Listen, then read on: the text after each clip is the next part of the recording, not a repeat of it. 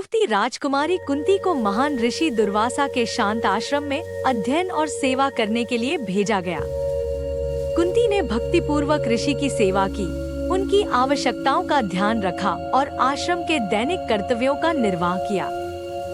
वर्ष बीतते गए और कुंती की सेवा त्रुटिहीन रही। उन्होंने अनेक पवित्र ग्रंथों और कर्तव्यों का ज्ञान प्राप्त करके अपना प्रशिक्षण पूरा किया। ऋषि दुर्वासा प्रसन्न हुए और उन्होंने उनकी त्रुटिहीन भक्ति के लिए एक विशेष वरदान के रूप में उन्हें एक शक्तिशाली दिव्य मंत्र प्रदान किया। जिज्ञासावश कुंती ने मंत्र का परीक्षण करने का निर्णय लिया और तेजस्वी सूर्य देव को चुना।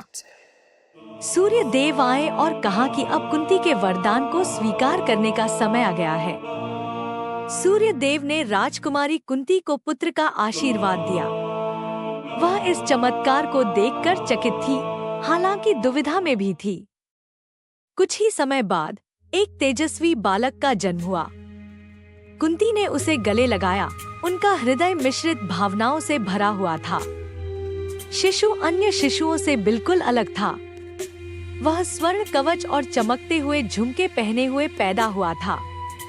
यह स्वर्ण कवच और कुंडल का चिन्ह शिशु को अजय होने का प्रतीक था। कुंती बहुत चिंतित थी।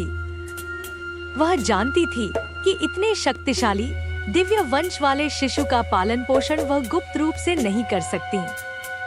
भारी मन से उन्होंने निर्णय लिया कि उसे हानि और लोगों की नजरों से बचाने के लिए उसे दूर भेजना होगा। उन्होंने शिशु कर्ण को एक सुंदर वस्त्र में लपेटा और उसे धीरे से टोकरी में रख दिया। कुंती रात के अंधेरे में टोकरी लेकर अश्व नदी के बहते पानी में उतरी।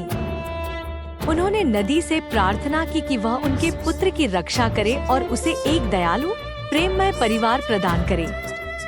अंतिम बार एक चुंबन देकर उन्होंने टोकरी को धीरे से अंधेरी बहती धारा में धकेल दिया। टोकरी नदी में बहती चली गई। नन्हे अजय राजकुमार को महल से बहुत दूर ले गई। त्रिदेव जानते थे कि कर्ण युगों पहले राक्षस दंभोदभव का पुनर्जन्म था और यह भी कि बालक का पिछले जन्म का देवताओं नारा और नारायण के विरुद्ध संघर्ष अभी भी बाकी था। सूर्यदेव भी जानते थे कि दंभोदभव की रक्षा करने के कारण कर्ण को इस जन्म में दुखों से भरा जीवन जीना पड़ेगा। मेरे बेटे, तुम्हारा दिल जरूरतमंदों के लिए बड़ा होगा। अंततः तुम्हें दानवीर के नाम से जाना जाएगा।